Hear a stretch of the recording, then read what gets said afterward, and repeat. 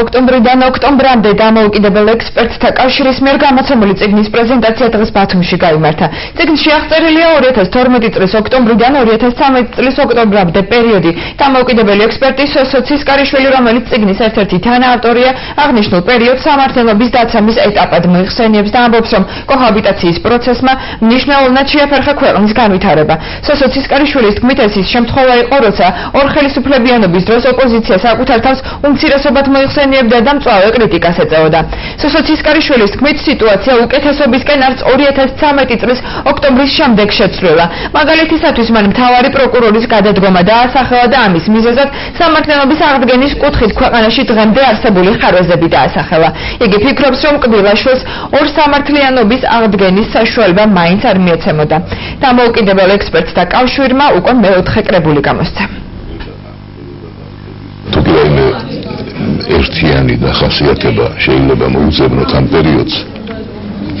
ეს გახლავთ მკაფიო ორხელისუფლებიანობა, რომელიც რასაკვირველია აფერხებდა წინსვლას იმ ტემპებით, რომლის ვარაუდი არსებობდა წინასაარჩევნო პერიოდში.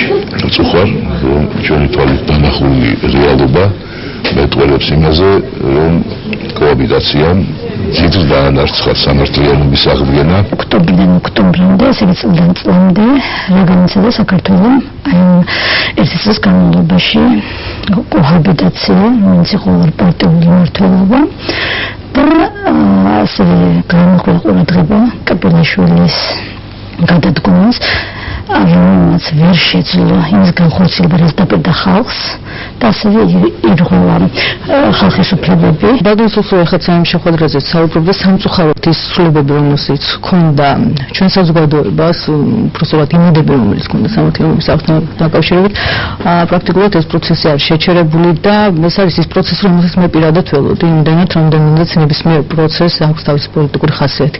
პოლიტიკური კონიუნქტურა განსაკუთრებით გარედან იმდენად მძლავრი იყო, რომ ამ პროცესს მე პირადად ვიცოდი, რომ რაღაცა ის სერიოზული გაგრძელება არ ექნებოდა სამწუხაროდ.